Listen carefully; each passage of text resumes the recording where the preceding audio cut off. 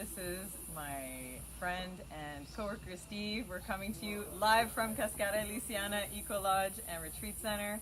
We are a budding retreat center, still working towards our goal of having retreats full-time and being off-grid, fully sustainable.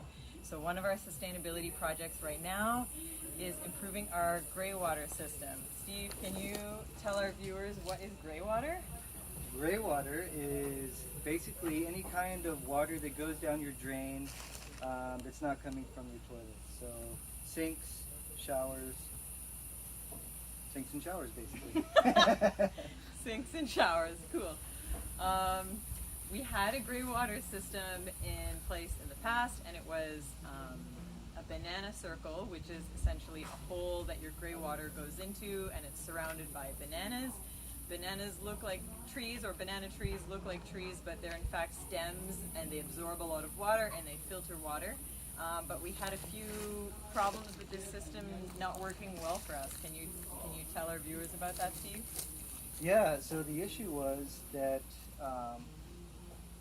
when it starts to rain here, the hole fills up, the banana circle fills up. So it works great in the dry season, but when the rains come, the water fills up the hole, and then the whole sludge just kind of overflows. So it doesn't work in the rainy season. Thank you. Also, sometimes when we have larger groups, the banana circle wasn't big enough for instance, having 40, 50 people here. And since we're working towards that, we are coming up with this, or we, Steve, is working on this larger water filtration system. The reason that we want to filter our water is because we can see, here in the jungle that when you use something, you can see exactly where the tap goes. It goes into the jungle, so we don't want to be sending anything into the jungle unfiltered. And we also want to save some of this gray water for watering the plants, for instance. So it's sort of a two-step process here, right? The first step is filtering out pieces of food, and then the second step is the water will go through here and filter out any potential ingredients in the water that maybe we don't want in the jungle. Although that said, we also have eco soaps, and we're working on improving our soaps as we go with our own recipes. Can you tell us about the layers in this filtration system? Yeah, so first we dug the hole about 1 meter deep, and then we put in about 6 inches of sand, 6 inches of fine gravel, and then 6 inches of medium or coarse gravel, about this size.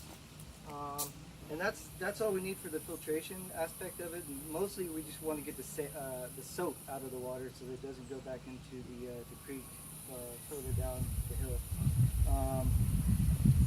The layer on top of the layers of gravel is this larger rock, and that's basically just to create voids so that water stays in the pit and in the voids before it goes into the filtration part of the different layers of gravel. Right now we're at the final stage of maybe one more layer of the larger rocks, and then after that we're going to put this saran material on top, and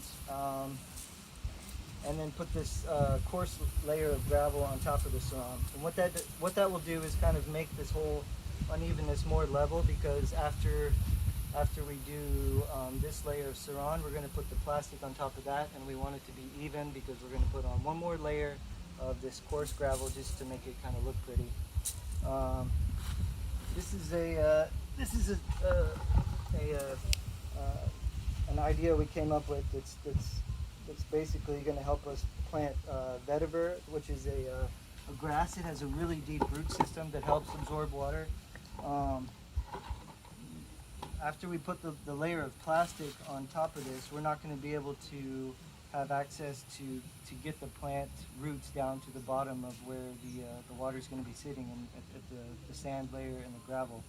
So we're putting these in. They go past the big rocks. So at the final stage, after we put the plastic on, we'll be able to cut holes in the plastic, wrap it around these, and then set the grass vetiver plant inside of this. and water it on top until the roots start to go through these little holes that we put in the side of the bamboo, and then feed out. And then eventually these bamboos, they'll deteriorate, disintegrate after a couple of years. So it's a filtration system using sandstone and rocks, and the vetiver is a grass that also helps to filter the water. And then the plastic on top is simply to keep the rain out, yes? Because the problem with our old system was that when it rained, it washed everything through. So now we're making basically a roof, a plastic roof over top of it to keep out the rain, right? That's right, to keep the rain out, to keep the water in. And we're also going to put a slight berm around the circle so that if water comes down from the hill, it'll be diverted by the dirt berm that we put around the side. And then we'll probably put in a few more bananas around the outside of the berm to catch any water that might be seeping through the dirt on the sides. Cool!